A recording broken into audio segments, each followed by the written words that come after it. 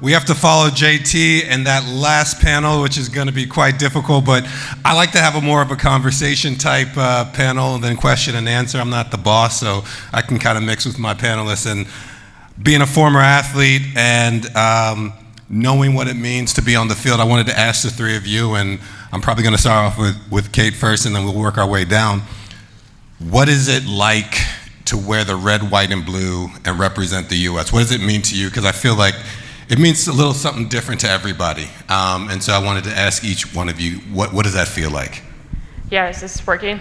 Yep, okay. So, it's obviously an absolute honor, and that's something that we all know, to put on the crest. I think for me, a lot of times when I'm with this team, I think a lot about the platform that I'm enabled for people like me. There's around 7 million people with a disability in the United States. So to be able to have that platform so that, like, I didn't grow up with someone who looked like me as a role model. So to have that opportunity to be in front You look just like everybody else, just FYI. Fair enough.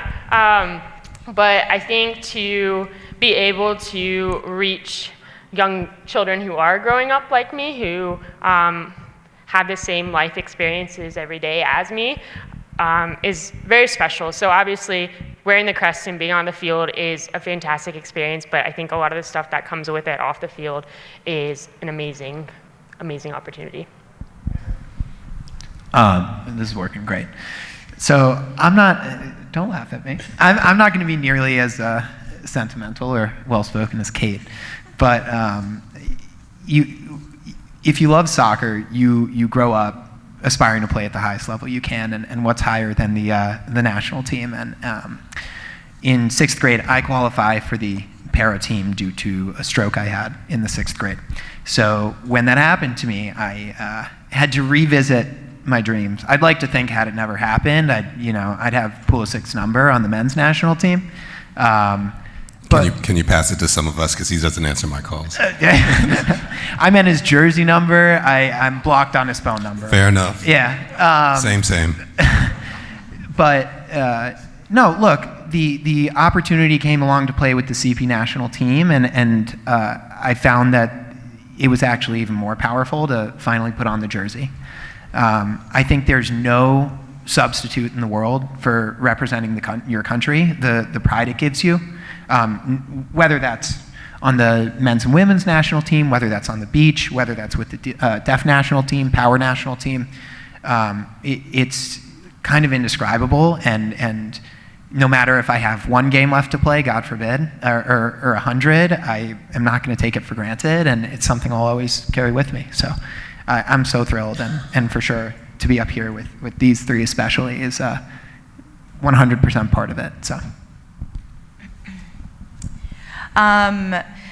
Wow, wearing the crest is just more than yourself and what you feel in that. You're playing literally for your country. So it's a weight it's so inviting, actually, because when you step out on the pitch, you're like, wow, this is incredible. Like, I'm playing for my country, like representing, like, there's however many players on each team. We were chosen to go represent our country. I've been fortunate enough to be able to build a sport, kind of help build a sport within the soccer realm, which is beach soccer. So to be one of the first to be on a national team for beach and to build the sport has been absolutely incredible. Yeah, I mean, you play for teams and it's family, it's home, but when you're playing for your country, it's like, it's heart. There's just so much to it, and it's playing for every single person in the room, every person that's supporting the game, and it's a beautiful thing. That's awesome. As a former player on the national team, I've played so many games, but I'm kind of starstruck because of the medals and the accomplishments right here. And I don't think the audience knows how many, between the three of you, medals and championships that you guys won. So I'm going to ask, and probably start with Allie, what has been your favorite moment thus far playing in the national teams program? That's such a hard question. That's what I'm here for.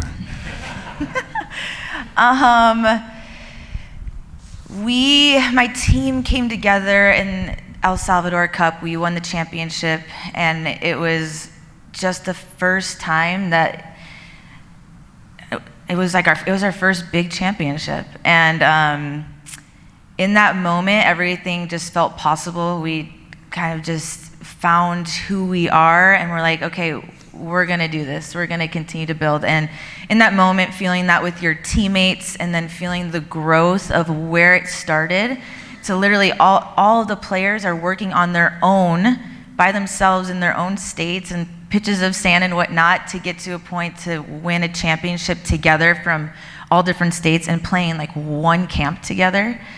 That was just an amazing moment. And we're like, could you imagine if we had the opportunity to play more together, have more camps, how far we could go, and to be able to compete at those levels. So that was probably a pivotal moment for us. Awesome. Ben? So when you say there's a lot of medals won between the three of us, it's a lot here, none here, and then a lot here.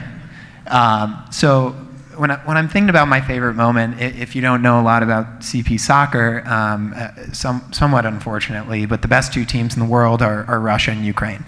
And they are head and shoulders above everybody else. And so if you're a Spanish soccer fan, Russia and Ukraine are your Barcelona and Real Madrid.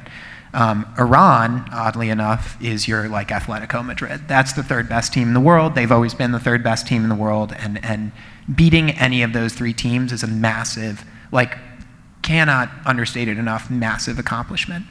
So in 2019, we were in Sevilla, Spain for our World Cup, and I think in the past, I kind of have to look at Steve and Adam, who are my teammates in the front here, to confirm this, but you go into Iran typically like, let's put all our guys in front of our own goal and try to eke out a draw maybe, or, you know, best case scenario, like a 4-0 loss. But we ended up I won't go into detail, but ended up winning the game in like very dramatic fashion last minute of the game. And it was one of those nights where you're just like, you're always going to remember it. It was a massive win. It really catapulted our program, I feel like, and hopefully continues to carry us in the right direction, so that next time I'm up here, I can say that I've, you know, won something like these two.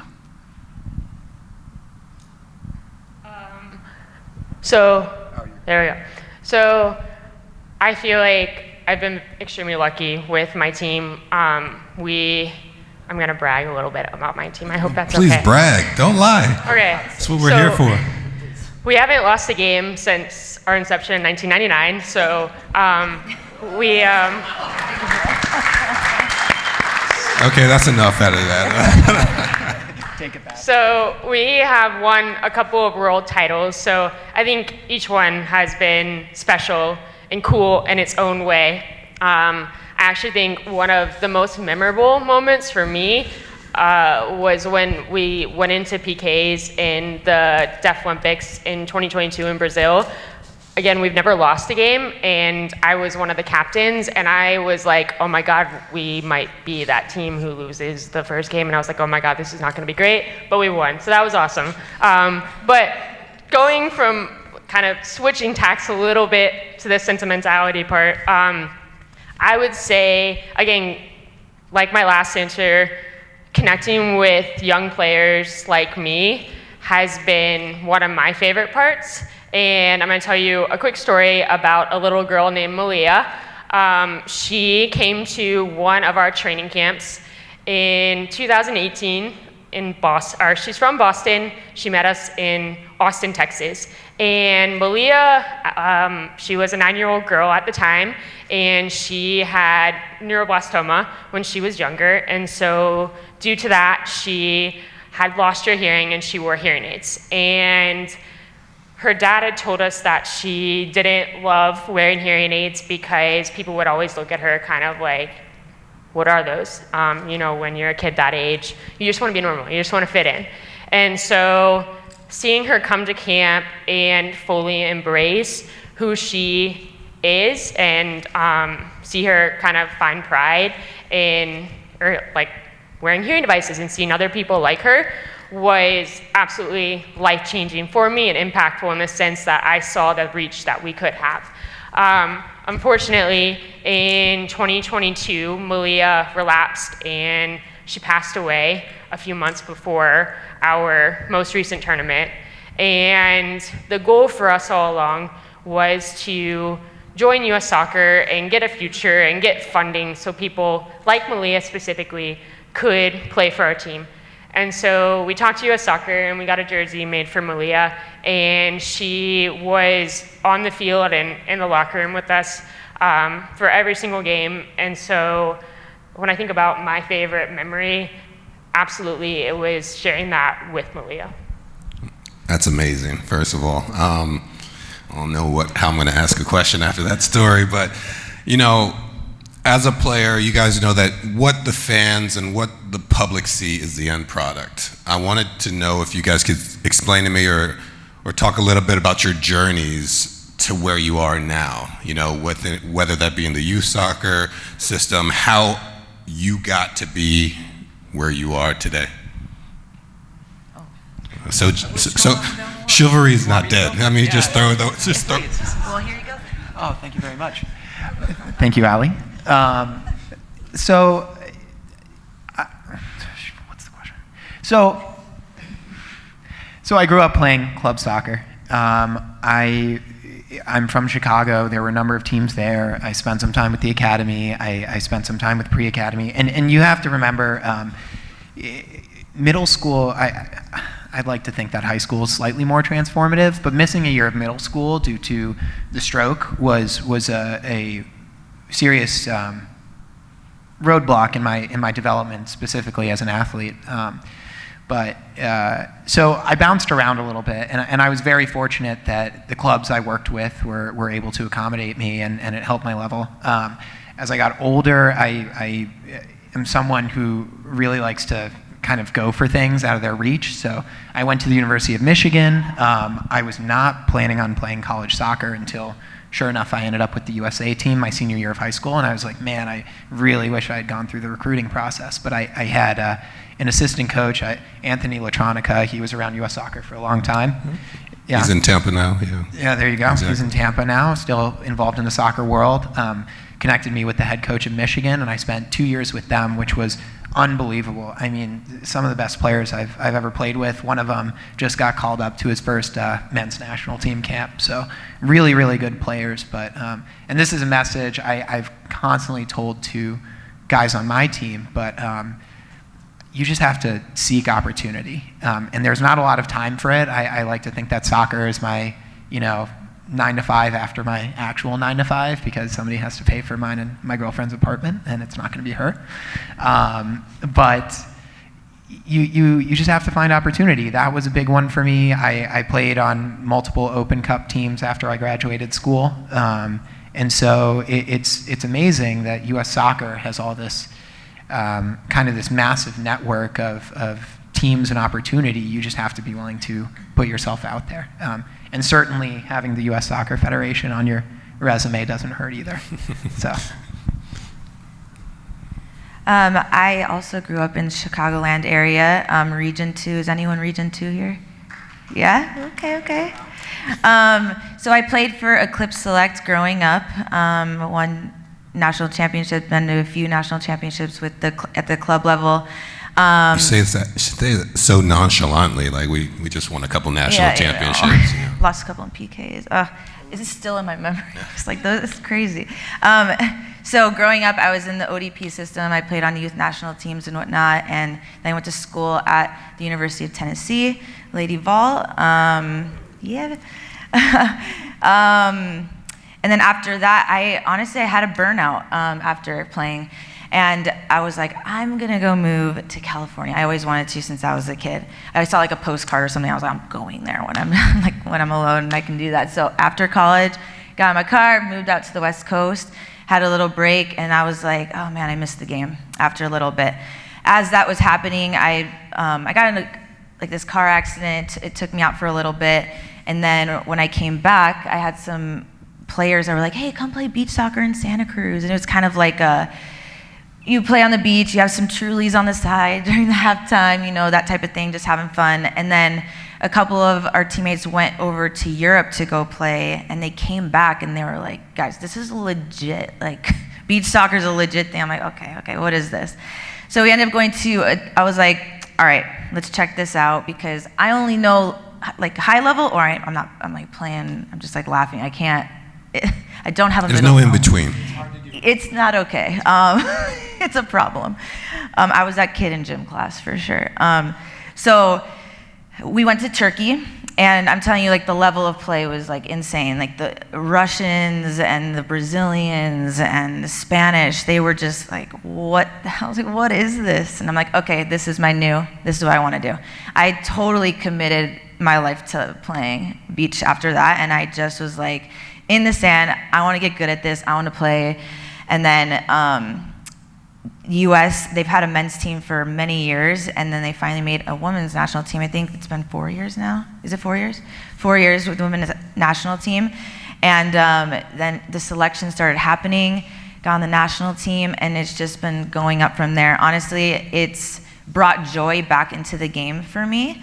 There was such a burnout after college. It just, like, when I started playing beach, I was like, wait, this is what it felt like when I was like a kid, when I first started touching the ball, like the joy of the football game. Yeah, I was about to say you rediscovered your joy. Rediscovered my joy. And I was like, if I had this my entire years in college, I would have been playing wherever, like the highest level. But I didn't have that because there's just obviously maturity and whatnot comes in that.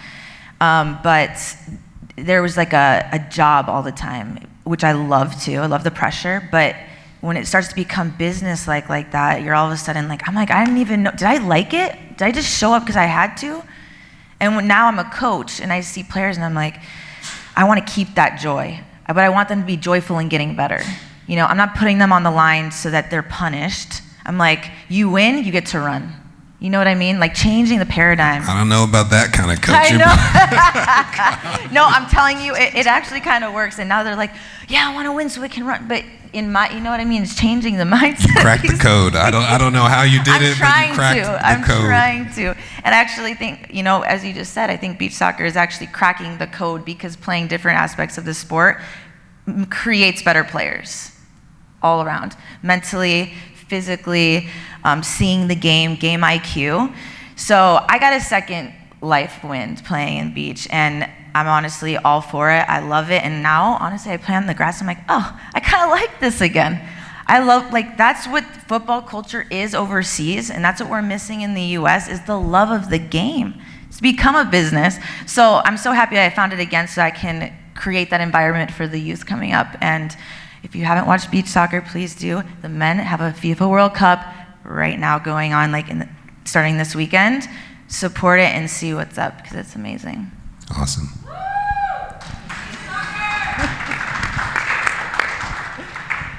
I don't think my answer is going to be as interesting as that. But I grew up playing soccer in Georgia, played club there, played for a variety of clubs, kind of spent most of my career at Top Hat, played ODP, all that stuff, Super Y. And then I played my college career at Appalachian State University in North Carolina. Nothing? Okay, so pretend no Mountaineers in here. And then I joined the Deaf Women's National Team when I was 15, so kind of grew up with them. And then after my college career, I thought I was going to go into healthcare, and then I graduated, and I was like, oh, this isn't for me. So I got into college coaching, and I've been coaching at the Division I level for the last 8 years, and have sort of worn a variety of hats within the soccer world. Obviously, a lot of work with disability and the disability community, with U.S. Soccer, with United Soccer coaches, with FIFA. So have sort of, yeah, everyone wears a lot of hats in this world, but yeah. Awesome. I only got a couple more questions, but obviously the Federation has been growing, the number of national teams, the support for the extended national teams, the level of competition. I wanted to know, in your words, you know, how the Federation or what the Federation has done to support your dreams up until this point. And then second part is, what can we do to better support the dreams in the future? So I think for us, just being funded and being an extended national team was huge. We spent over a decade working for that, and for them to create this program and bring us into it. Once that happened, I was like, what do we do now? Like, do we just play? Like, what happens from here? So that was really fantastic. Obviously, like financially too, we were paying out of pocket $5,000 a tournament per player, which is crazy.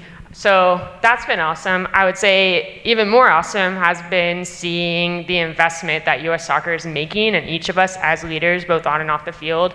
From my perspective, I am in the process of doing the C license course with other ENT athletes. So for the first time, I am doing a program or a course that was fully designed for me, completely accessible, and it's a really safe place for me to talk about my disability, right? Like, as a coach, I have to coach a little bit differently than probably a lot of coaches in here. There's just things I have to do differently. Maybe I can't coach out like all the way across the field and have someone shout their question back at me. Like, that doesn't work for me. So to be able to talk to other people with a disability about maybe that, or when and where and how I introduce my disability to my players so that they see it in a positive light, in an empowering light, so that they are better educated about the world. So that has been a fantastic experience. And then have had a couple conversations with coaching education about continuing that pathway for the ENT athletes, creating more C license courses, and then them eventually creating B, A, Pro. So that is one thing. And then this past winter, I went down to, there's an Adopt and Thrive leadership course in Atlanta, and the ENT department brought in a bunch of young leaders in the disability space, and they had to design a project and present the project, and now they have to implement the project. So I did that course a couple years ago in Portugal, and then that organization came and partnered with US Soccer, if that makes sense. So to be connected with those people and players and see other people like me who are motivated and want to achieve things in that space and just have those connections, fantastic. So those are two really recent things that have happened to me because of the ENT program. So those are things I'm really grateful for. Awesome. Yeah, I mean, looking towards the future, the NTC is huge, right? You're taking my last question, but go on. No, I'm sorry to steal your thunder. No, you're not. Yeah, I was looking over your cards. But no, I mean, when you are positioning yourself as an organization to build the new home of soccer, similar to how the FA did with St. George's Park, that's kind of like your landmark project for the rest of eternity until God forbid something happens to the NTC. This is, you're building what you want US Soccer to represent. The amount of involvement the extended national teams have had, and certainly us as Athletes Council members, but the extended national teams have had, and the amount of consideration, props to JT and Cindy, who I don't, wherever they are, but the amount of consideration that they've taken with the NTC is, I think, the clearest sign of US Soccer Federation's commitment to the extended national teams. I know internally I think it's hard to see sometimes the good in things. It's very easy to complain about stuff. I love to complain about things. I do it often, and anybody who knows me will say the same. But truly, when you take a step back, this is now I couldn't get the actual number for the budget, but I'm in real estate. I'm gonna guess like $200 million budget for the National Training Center. That's $200 million that like the extended national teams are seriously being considered in. That's an investment in us, basically. I mean, of course, in the men's and women's senior national team, but like I think years ago, and Adam, who's been on the team since he was 15, I don't know that you ever could have imagined a situation in which the US Soccer Federation was putting not $100,000, but millions, tens of millions, hundreds of millions of dollars towards our team and others like our team. So if we're talking about how the Federation has supported us, is supporting us right now, and needs to continue to support us, I mean, I think that's the biggest show of it, right? And so I'm excited for it. I hope you guys all are too. Yes. I'm just grateful for U.S. Soccer because they've just recognized us as a sport. And honestly, the more, I'm excited for every single team. I can only just speak on the passion that I have for beach, so I'm not trying to be exclusive, but I'm just like so stoked on my sport. Just the more it's been recognized, the more people have gained respect for it. And we've invested our own money in the game, and now there's been many more tournaments, and we're seeing, better staffing. We're getting heard, which is awesome.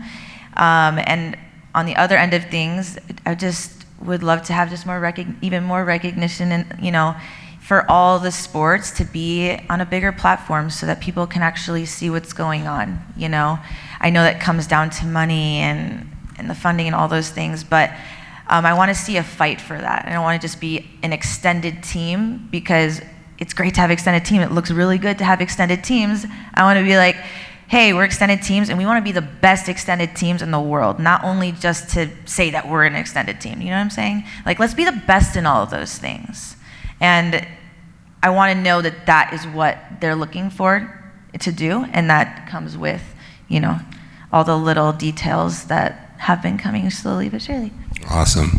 And since Ben took one of my last questions, the last one I have right now is, obviously you three represent, some of our successful extended national teams, and in the room we have members that represent, the greater soccer ecosystem. So my question to you from them is, what can we all do to support the extended forms of play in our home areas even more?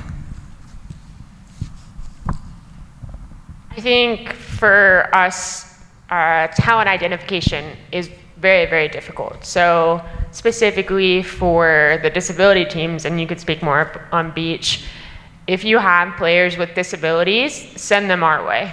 And whether or not they are able to join that pathway to the national team, hopefully you're connecting them with other people like them, and they're around other people like them, and they're empowered from that. So inclusivity from there. So that's one thing. I would say another thing that US Soccer just did recently was design a course for coaching players with disabilities. It's on the website if you want to check it out. Highly recommend. That's one way that you can make our game more inclusive. So those are the two things I can think of. Yeah, my coach would be upset if I didn't echo the sentiment, but for sure, player recruitment. Stroke, TBI, cerebral palsy, specifically for our team, deaf soccer, amputee soccer, power soccer, blind soccer, all of those things. We cannot get enough players. The more people that know about it, the more players we have in our player pool, the better the team we are. It's totally synergist for everybody in this room.